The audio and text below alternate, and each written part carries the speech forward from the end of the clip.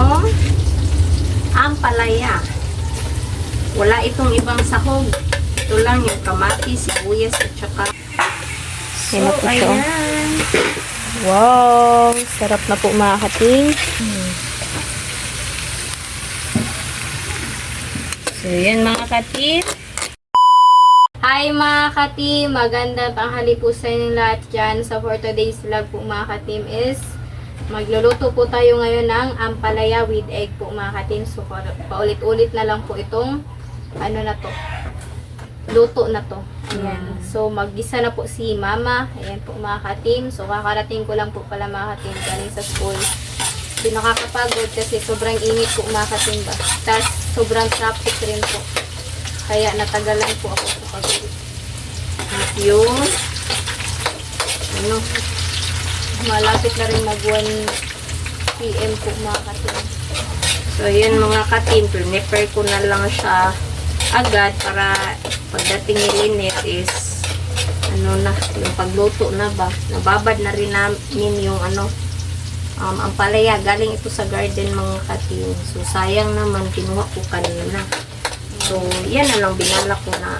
Yan na lang yung para sa tanghalian namin ni Lynette kaysa mabili pa ako ba. So, mas maganda kasi sariling natin. Sariling tanim. So, ayan lang. Isa lang muna ito. At saka lalagyan ko ng 2 egg ba. Ito.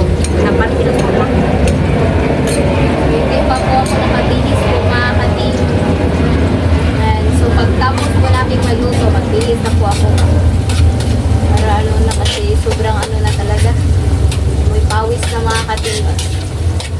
So ayan, ilagay ko na yung ampalaya.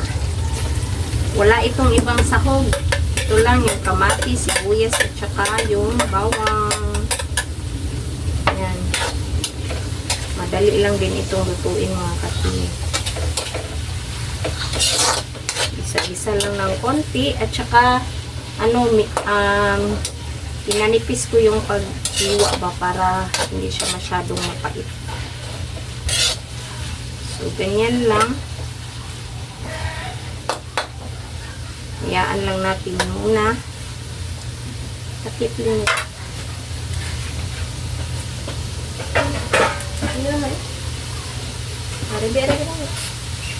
So, ganyan lang mga kating. Simple lang yung ulam natin. Ampalaya sa tanghalian. Kasi at saka ako, naglabas ng damit ni Lynette. At saka sa amin konti. Wala na kasing time sa paglalaba po mga kating. Kasi sobrang dami ko talagang gawin. Ayan. Makita di ka din. Yan na. Kita na. Sobrang dami ko pang gagawin po mga katim. Tas may pa kami, may groupings pa po kami na activity po mga katim. Tas film po siya mga katim. Sobrang lang siya kasi konti lang yung binigay na oras po ng teacher po namin. 2 araw lang. Tas Friday, papakita na po yun ba. Kaya nagmamadali talaga ako mga katim na makagawa po ng script po mga katim para magawa na po namin bukas, tas ma-edit ko na po Thursday. So, kunin mong cellphone nito. So, ilapit lang po natin mga kating. Si Lynette lang yung mag-video mga kating para mailapit din natin yung So, ayan po mga katim. So, ayan. Wow! Sarap na po mga kating. Ayan, so paborito ko po pala yan mga kating ha. Pabuti na lang, ganyan po. Kanipis yung paghiwa po ni mama ba. Hindi yung medyo makapal. So, timplahan lang natin ng black pepper. Ay! At saka yung ginsa mix. Yung panimpla natin. Hindi lang natin ubusin.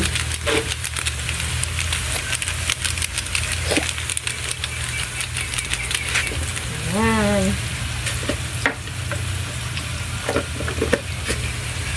At saka yung konting salt. Saka natin ilagay yung ano ba? Ano yung itlog? Itlog. So, ganyan lang. Mix ng konti.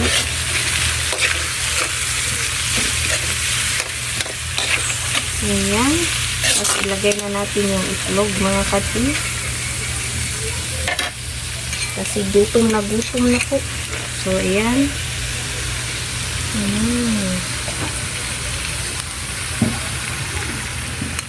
Sobrang simple lang po niya mga katintas. Madali lang siya ba? Yung madali ang luto lang po. Hanggang ginawa po natin sa ampalaya. Ayan. So, konting halo lang. Mikos-mikos na po. So, ayan na po siya mga kating. Wow, so Yan lang kasimple. Ano, bali dalawang ampalaya pala ito yung ano ko niluto. Pero hindi siya masyadong kalaki. Yung tamang-tama lang kaysa mailog siya sa ano, sa puno niya. So, mas maganda kung lutuin na. Diba? So, yan mga katit. Update na lang sa kain kasi magbibihis pa si Lynette at saka ako dito is mag-prepare. So, update. So mga ka-team, ito na po yung kakainin po natin. Ulam. Luto na po siya. Yung ampalaya with egg. At saka meron tayong Banana. saging. Yan, at Green. kanin. Yung green na Oh, banana. pero- Nabili ko lang yan sa tindahan. Hinog po yan, ha? Hinog. Pero sa so, ibang lugar, ano ito? Pinapakain lang nila sa ano ba? Sa baboy. Pero dito, kumakain kami nito. So, mag-pray muna tayo in the name of the Father, the Son, and the Holy Spirit. Amen. Bless us, O Lord, for this day, give which we are about to receive from the Lord, to give us our Lord. Amen. The Father, the Son, and the Holy Spirit. Amen. amen. So, So, kain na. Gutom na mga kapili. Wala man akong magawang iba dito sa bahay. So, naglalaban na lang ako. At saka, yung ano, yung mga gawain dito sa bahay. Pero pag, ano na, tapos na, mag-ano ko sa, gawa ako ng tali.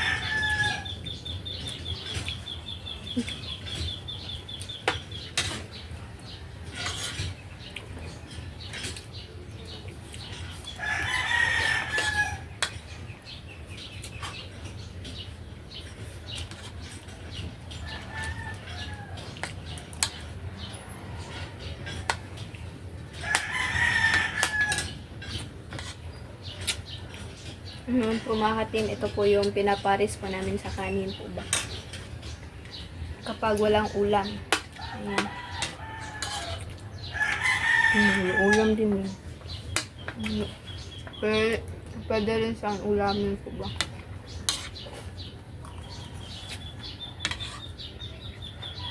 Ang pait, no? Bakit akong gano'n ganyan? Ganyan. Dahil kami yung, Ano naman ito? hindi na ba yung magbaw ng papa? Ako nagpuan sa pag-gulit ko lang ka ba? Kain. Hindi na ka magawagin ka mo. Ako rin.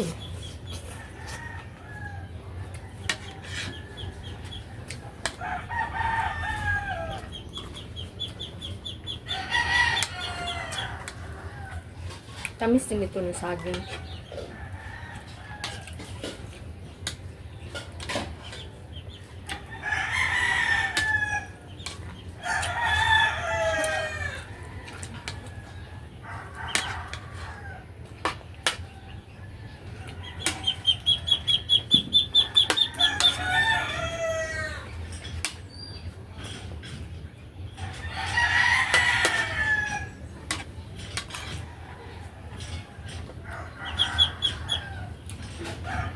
Kamay, ganun kapait mo.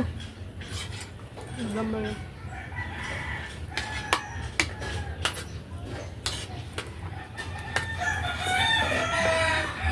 Dukot ka na ko. Dukot na dukot. Dukot mo kanon. Magluto. Magluto gani ka. Ay, pakutye. Kung nakaibuhakon.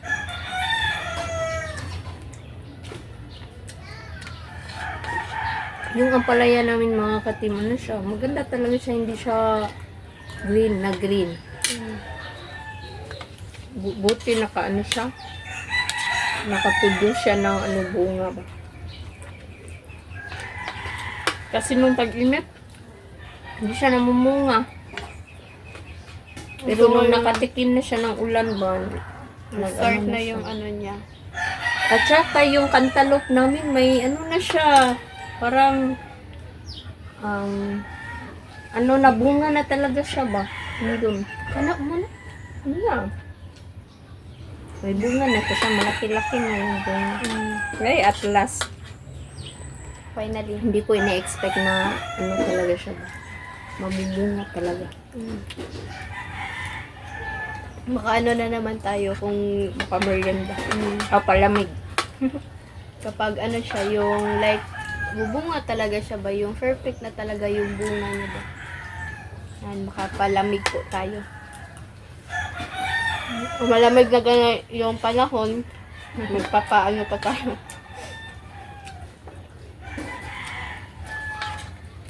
Layo pa man ko linet.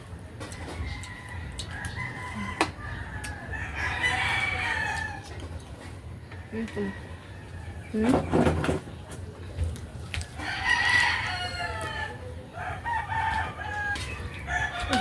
Luyo ba ito? Yung ano sa dalawang piraso na katamtaman lang yung laki ng ampalaya, dami nang nagawa ba? Sarap.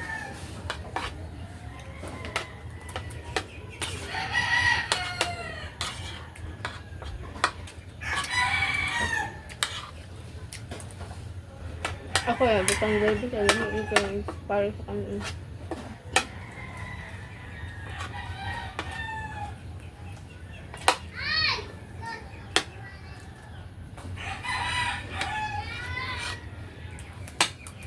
Sana'y patuloy pa rin kayong sumusuporta dito sa Team Castor Vlog mga katim ha. Kahit saan man tayo aabot, kahit simple lang yung Vlog po content natin, pero at least ba? Kain po.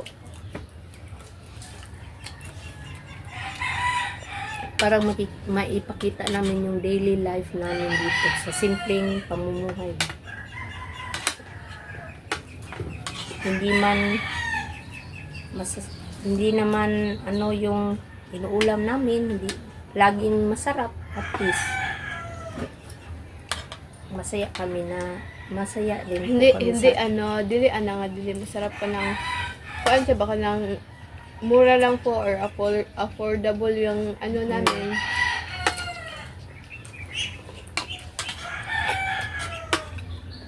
Hindi yung pang social po ba? hindi yung mga karne Hindi. laging karne. Yan, kain po. At least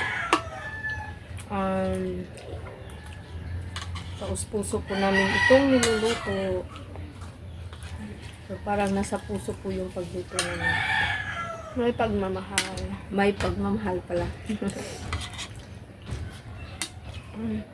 Dami ko pa talagang gagawin po mga katim. Pagtapos nito, ano po ako mga katim ba yung gawa ako na script, tas grabe kasi yun siya mga katim, 2 araw lang, tas grabe yung teacher po namin. Hindi namin magagawa yan ng 2 araw, tas ako lang yung ayoko kasi mga katim ba na gusto ko yung mga member ko may ambag. Pero dapat ako lang talaga yung gagawa po mga katim. Example sa mga researcher, mga may reporting po mga katim. Gusto ko lang talaga na magbigay sila kahit hindi ko sila yung mga nire-report ay sinesend nila na ano na research ko nila is hindi ko siya magamit. At least man lang mga katim meron silang ambag po ba. Effort. O nag-effort sila na mag-research. Kahit ako lang yung gagawa ng PPT, okay lang talaga sa akin. Basta makig-cooperate lang po sila ba. Ayoko talaga yung ano, yung walang plano sa buhay ba na pag-grouping ay ka-group ba.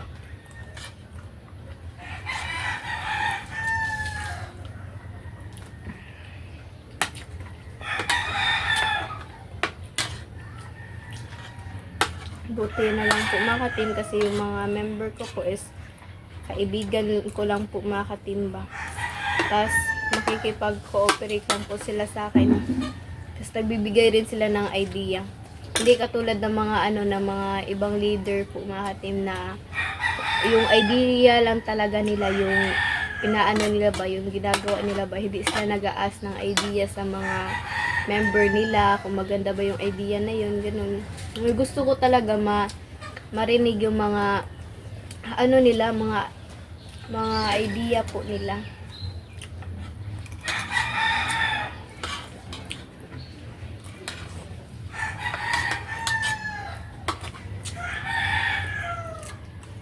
Dapat magiging responsible na talaga mga ka-team.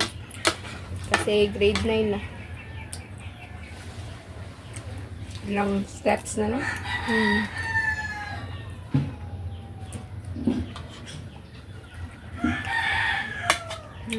Kung magpupursige talaga, makaabot ka talaga sa success. Basta mayroong discipline. Tas dapat yung naisip ko talaga mga ka-team na dapat mag-start ako sa mahirap kasi sa susunod yung matatapos na yung mga mahihirap na pagsubok, ayan, mga magagaan na lang po ba yung darating po. Grabe. Dili. Ang success ni mo kung makapagtapos ka ng pag-aaral, yan yung pinaka the best na achievement. Diba? Ito yun, baka kung nakaka-discipline, dili ka mag-start sa yun. Normal man lisod. yun, Dapat mag-start ka sa lisod to sa yun. Hindi ma. Normal man yun. Ano man yun? Pero, wala akong strategy.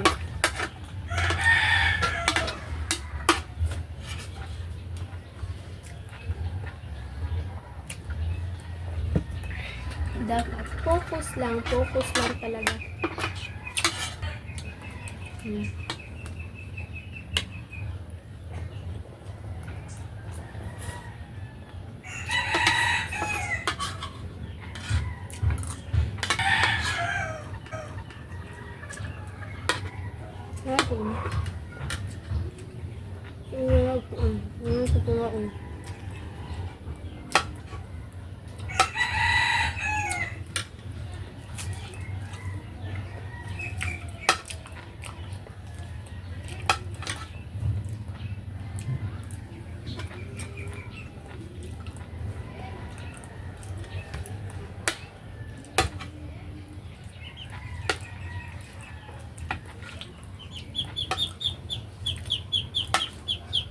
Sarap din niya kainin. Tamis.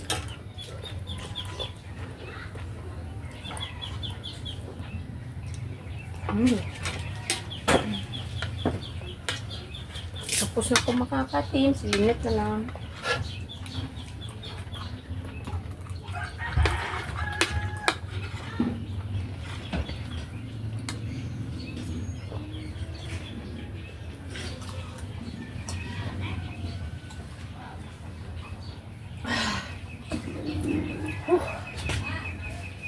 Gracias.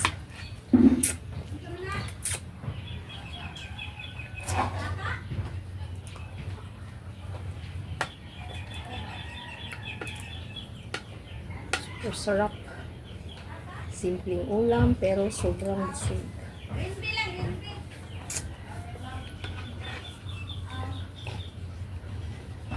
Ewan ko mamaya kung makakarating ng maaga si Mr. kasi parang nagpaalam siya na siguro mag-ano siya ba. Excuse me po. Overtime ata siya. Try niya daw.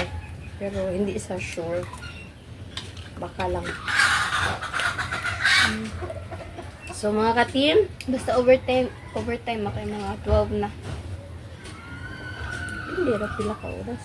So mga ka-team, hanggang dito na lang yung video. Thank Sana you for po watching. makapanood kayo sa next vlog. Thank you for Ayan, watching. thank you for Bye-bye. And watching. please, Bye-bye. mga idol, sana hindi kayo mag-skip ng ads po. Bye-bye. And like and subscribe na rin po. Bye-bye. God bless. Bye-bye.